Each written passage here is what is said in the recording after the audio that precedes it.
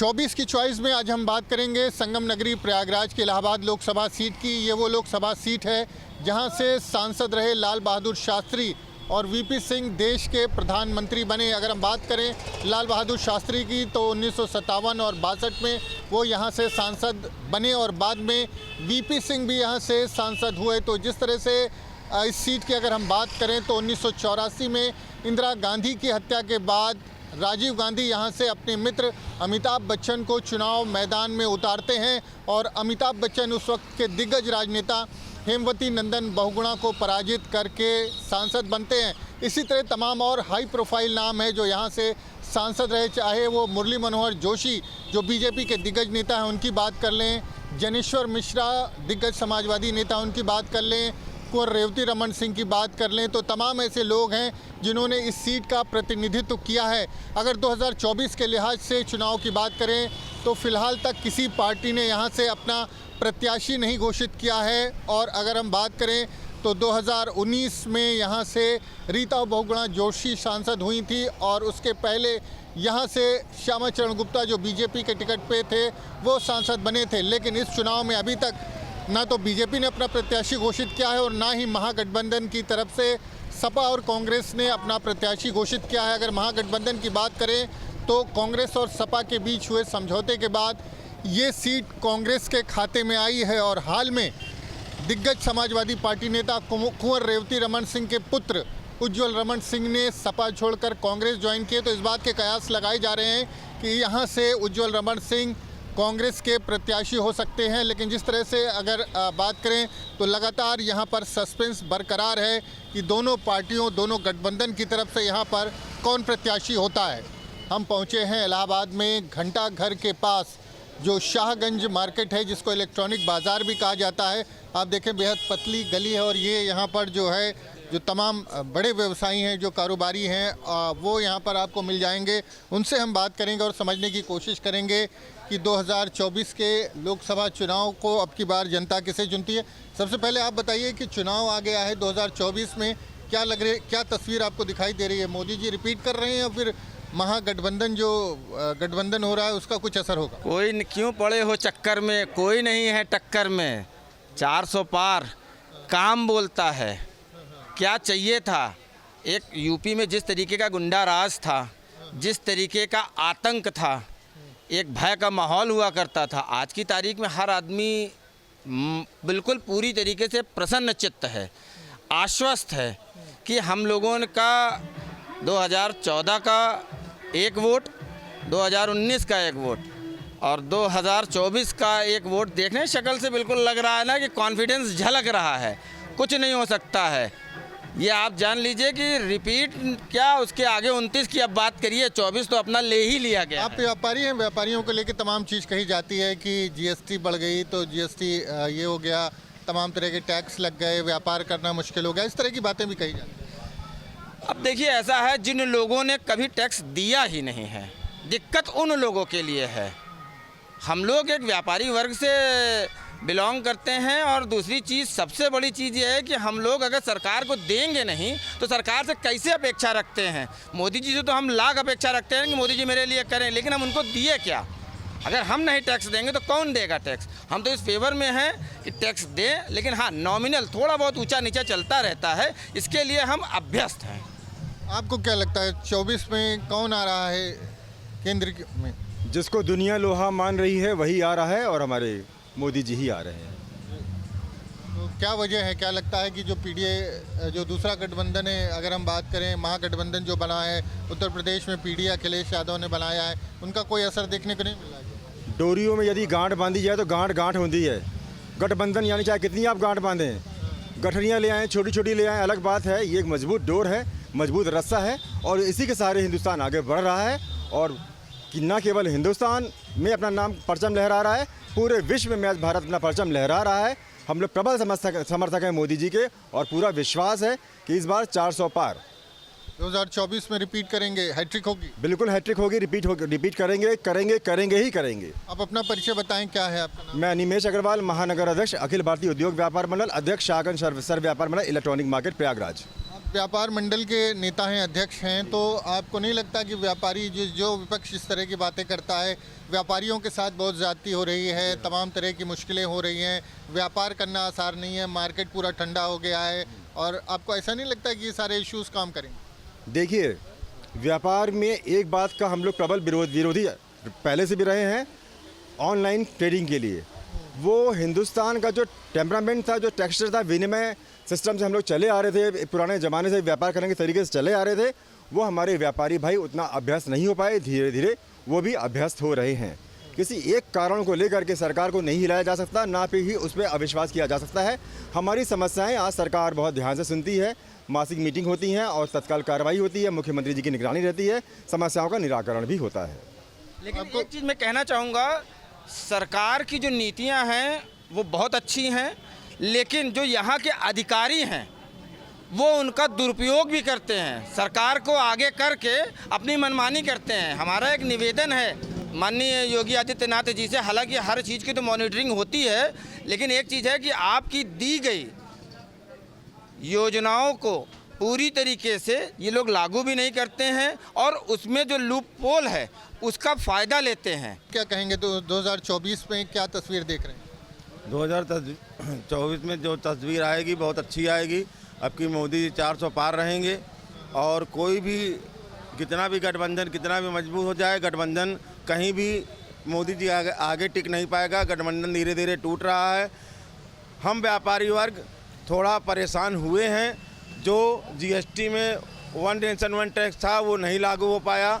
छोटे छोटे व्यापारी काफ़ी परेशान हो रहे हैं, जिसके लिए मोदी जी को फिर से जीएसटी पे एक बार विचार करना चाहिए कि जो छोटे व्यापारी हैं वो मर रहे हैं, बड़े व्यापारी बड़े होते जा रहे हैं, धंधा धीरे धीरे चौपट होता जा रहा है ऑनलाइन के। 24 में चॉइस मोदी जी ही, फिर भी क्या करें, कोई विकल्प नहीं है। मोदी जी के अलावा कोई विकल्प नहीं है। वोट तो मुनी को देंगे और भारी मतों से भी विजयी होंगे, पूरे ऑल ओवर इंडिया में विजयी होंगे। हम लोग का एक चीज़ है, ऑप्शन नहीं है ना। जो भी आया है लंबे चौड़े वादे करके गया है, उसका दुरुपयोग किया गया है। उनके गुर्गे लोग, वसूली, आतंकवाद, ये सारी चीज़ें तो अब तो नहीं है। व्यापारियों को जो माफिया राज था, जो गुंडा राज था, या जो वसूली थी, जो चौथ वसूली होती थी, उस सब से क्या मुक्ति मिल गई? पूरी तरीके से आज की तारीख में एक मामलों में ठीक है, जीएसटी जो हमारे साथी ने जो बोला वो चीज़ें हैं, पाँचों उंगली बराबर नहीं होती हैं, थोड़ा बहुत ऊंचा नीचा होता है। हम निवेदन करेंगे कि सरकार से कि जीएसटी जितना भी कर लगाया गया है उसमें संशोधन किया जाए। आप भी व्यापारी, क्या कहेंगे आप? 2024 में कौन आ रहा है?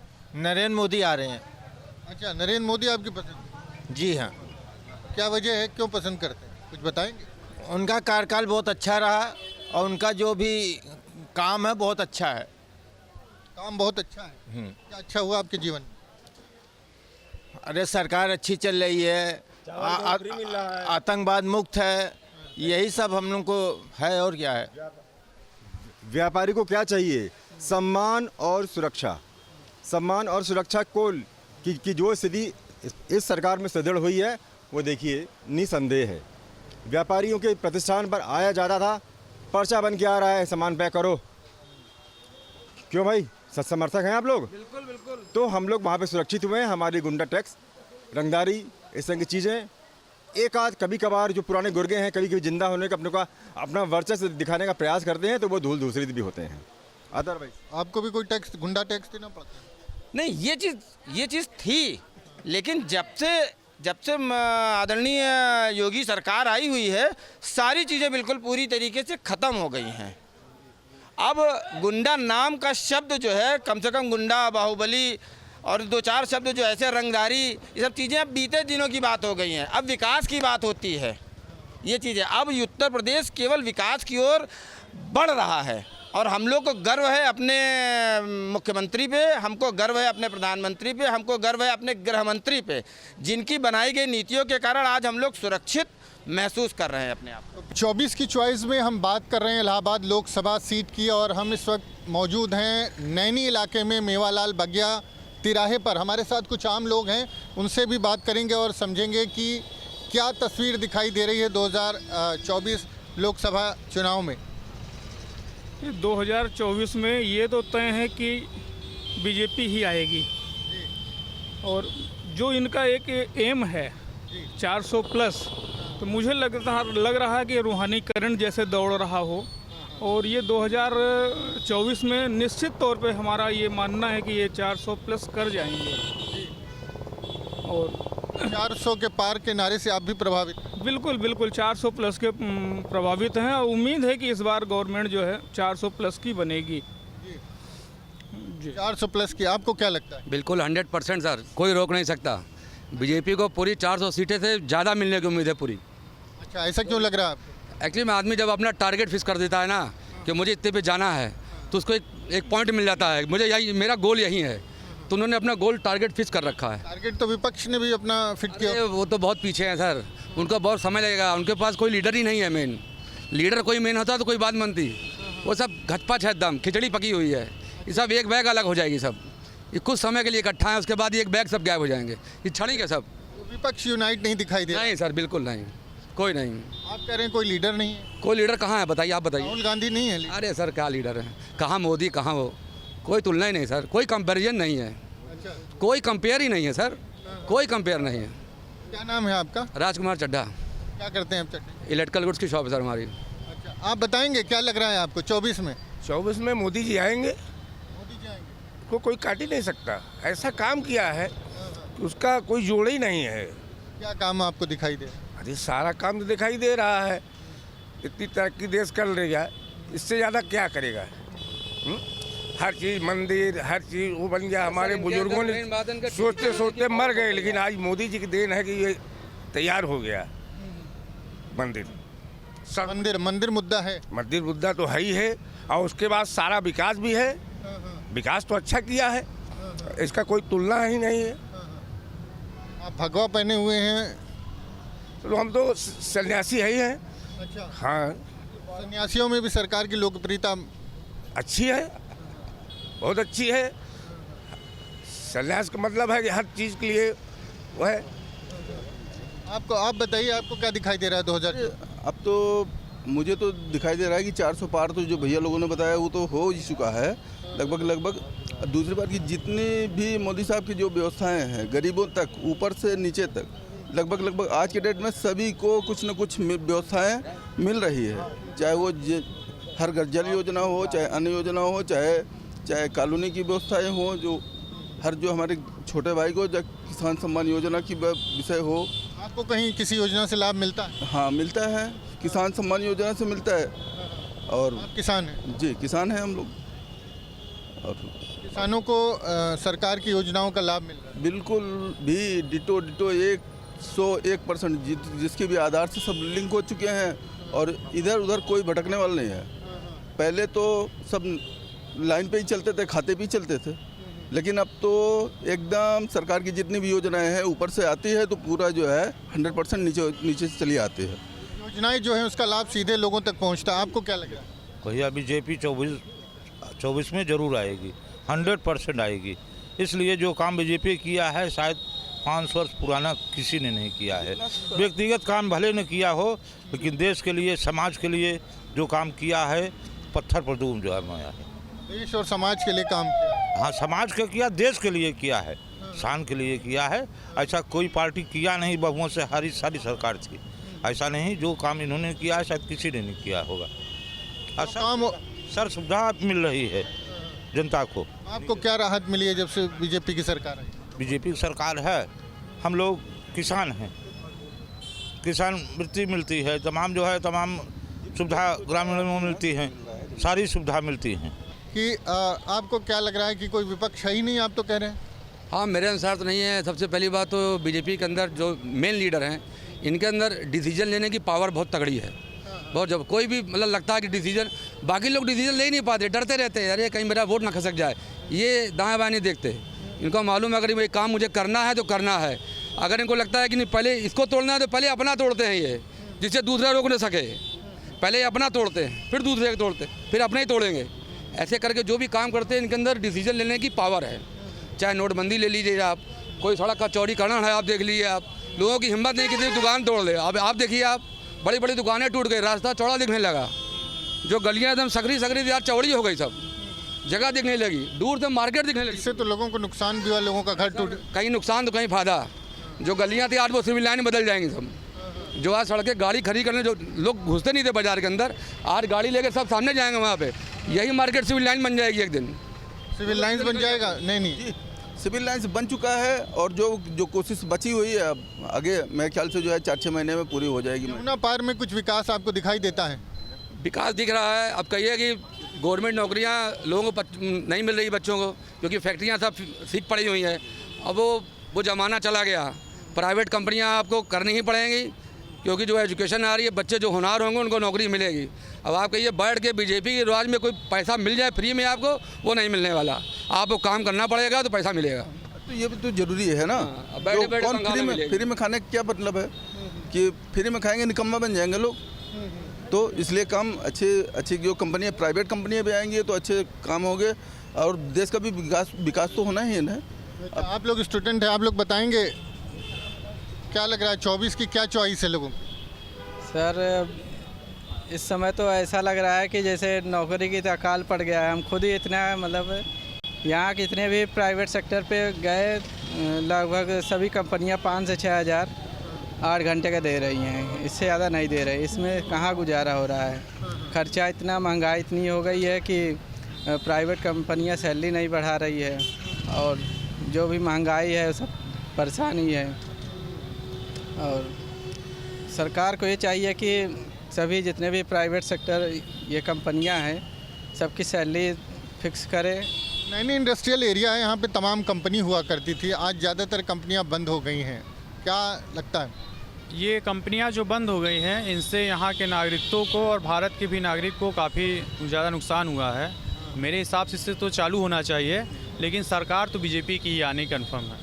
तो कुछ भी कर लें सरकार बीजेपी की? सरकार बीजेपी की ही आएगी और आने के बाद उसका विकास भी होगा। जो कंपनियां हैं, जहां तक लग रहा है कि मोदी जी का इस बार बेरोजगारी पे ही ज़्यादा ध्यान है और उसका उन्होंने 2 बार तो सरकार आई, नैनी इंडस्ट्रियल एरिया की तस्वीर तो बहुत नहीं बदली। नहीं, लेकिन हो सकता है इस बार जो है ध्यान जाए उनका, बदलेगा। कुंभ की वजह से भी काफ़ी तस्वीरें बदल रही हैं और आने वाले समय में बदला जाएगा, लेकिन सरकार बीजेपी के आना क्लियर ही है। और सर जो भी कंपनियां हैं, बढ़िया कंपनी, उसमें सब जुगाड़ वाले चले जाते हैं, बाकी आम लोगों का उसमें कुछ हो ही नहीं पाता है। किसको वोट देंगे, किसकी सरकार आएगी, आपको क्या लगता है? अब सरकार के सर, हम कोई भी सरकार आती है सब पहले वादा करती है, बाद में भूल जाते हैं। वोट तो देते होंगे ना? क्योंकि हमारे यहाँ का बात करिए, जैसे कॉलोनी आती है, जितने भी बड़े लोग रहते हैं सबकी आ जाती है, लेकिन गरीब लोगों का क्या होता है, वो वहाँ तक पहुँच ही नहीं पाते हैं। जब आप ऑनलाइन नहीं कराएंगे, इतनी सब ऑनलाइन की व्यवस्था है, सारी चीज़ें हैं, डॉक्यूमेंट आप पूरा नहीं करेंगे तो स्वाभाविक सी बात है कि आपको नहीं मिल पाएगी, कहीं खामी रह जाती है। आपको क्या लगता है, आप क्या करते हैं?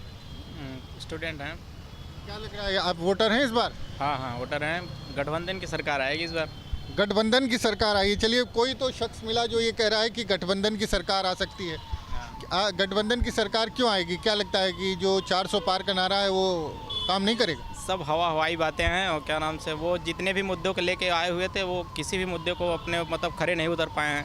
चाहे शिक्षा, स्वास्थ्य से लेके हर चीज़ों पे, आप चाहे काला धन से लेके वो कर लीजिए, चाहे महंगाई को लेके देख लीजिए, हर चीज़ों पे वो बस उनकी बातें वो मतलब वो माहौल बना के आए थे, लेकिन उस हिसाब से उन्होंने कुछ किया नहीं। जैसे कि तो कह रहे हैं कोई लीडरशिप नहीं है, विपक्ष एकजुट नहीं है, सब बिखर जाएंगे चुनाव के बाद। नहीं, वो अपने छोटे छोटे मतलब अपने अपने व्यक्तिगत लाभ के लिए थोड़ा बहुत वो हो जाता है बिखराव, लेकिन वैसा कुछ नहीं है। सब एक साथ जुट के आएंगे और सरकार बनेगी। आप कह रहे हैं गठबंधन की सरकार आएगी, और कुछ लोगों से बात कर लें, आपको क्या लग रहा है किसकी सरकार आ रही है? आने तो बीजेपी ही है। इस बीजेपी में अच्छा ये है कि वहाँ परिवारवाद नहीं है, जो है एक साधारण कार्यकर्ता भी आपका वो सीएम पद पहुँच सकता है जो है, और एक साधारण कार्यकर्ता भी पीएम बन सकता है। तो कार्यकर्ता है नहीं जी, हम नहीं, लेकिन मैं देखता हूँ उसको जो है, जो हमारे साथ साथी हैं सब जो है, सब अच्छे से मतलब जो है, अभी एमपी में मोहन यादव जी थे, एक साधारण कार्यकर्ता हैं वो जो है, पर वो ऐसे सीएम बन रहे वो जो है जी। विपक्ष लगता है बिखरा हुआ नजर आ रहा है। जी, विपक्ष बिखरा निकला जा रहा है। अभी उनके पास जो सीटों के लिए जो है अभी सब समझौता नहीं हो पा रहा है जो है, तो आने वाले समय में वो भगवान मालिक जो है वो। आपको क्या लगता है 24 में किसकी क्या चॉइस है देश की? हम तो खुद ही जनसत्ता दल लोकतांत्रिक पार्टी के युवा नेता हैं। क्या कहेंगे आप? मेरी नज़र में तो बीजेपी ही है। बीजेपी से बढ़ के कोई पार्टी नहीं है प्रेजेंट टाइम में। अगर देखा जाए तो जब से योगी जी मुख्यमंत्री का पदभार संभाले हैं, आपके यूपी में हर तरह से, आप चाहे गुंडागर्दी में ले लीजिए, चाहे विकास के मामले में ले लीजिए, किसी भी चीज़ के लिए आज के समय में लड़कियां भी, घर की जो अपनी बहन बेटियां हैं वो सब भी सुरक्षित हैं। कोई भी छोटा मोटा जो गुंडा रहता था वो भी अपनी गुंडाइती भूल करके हर एक चीज़ के लिए माफ़ी मांगता रहता है। चारों तरफ देखा जाए तो विकास ही विकास हुआ है। मान लीजिए समझौता नहीं होता तब आप किसको वोट करेंगे? तो उसके बाद जहां हमारे आदरणीय राजा भैया जी का रहेगा आदेश, हम लोग वहीं पे जाएंगे। अच्छा, राजा भैया जहाँ कहेंगे वहाँ वोट करेंगे? जी सर। इलाहाबाद लोकसभा सीट की बात हो रही, नैनी की बात हो रही है, यमुना पार की बात हो रही है, तो क्या लगता है 10 साल से यहाँ बीजेपी के सांसद हैं, रीता बहुगुणा जोशी यहाँ पर हैं 2019 से, तो क्या लगता है कुछ यहाँ बेहतर हुआ है पहले से? पहले से कुछ बेहतर तो हुआ है, लेकिन मैं किसी सांसद को यहाँ पे नहीं कहूँगा, क्योंकि यहाँ पे मैं सीएम को करूँगा। सीएम ने हर एक चीज़ पूरे प्रशासन को छूट दिया है, पूरा आदेश दिया हुआ है, किसी की कोई शिकायत नहीं होनी चाहिए। जो भी शिकायतें हैं उसको तुरंत हल किया जाए, उसका समाधान तुरंत निकाला जाए, इसीलिए लोगों को यहाँ कोई दिक्कतें नहीं हैं। 24 की बात कर रहे थे, ये सज्जन 5 सरकारों की बात कर रहे हैं और 5 आने वाली सरकारों की भविष्यवाणी कर रहे हैं। तो इलाहाबाद लोकसभा सीट के ये तमाम लोग हैं, जिसमें से ज़्यादातर लोग मानते हैं कि एक बार फिर से मोदी सरकार केंद्र में आएगी। हालांकि कुछ लोग ये भी दावा कर रहे हैं कि जो गठबंधन है वो एक बार फिर से जो है वापसी करेगा और जो है सत्ता परिवर्तन होगा केंद्र में। लेकिन इलाहाबाद लोकसभा सीट के ज़्यादातर लोग ये मानते हैं कि फ़िलहाल जो 24 की चॉइस है वो वही होगी जो सत्ता केंद्र में काबिज़ है। अब देखना ये होगा कि जब 4 जून को परिणाम आते हैं लोकसभा चुनाव के, तो क्या तस्वीर सामने आती है।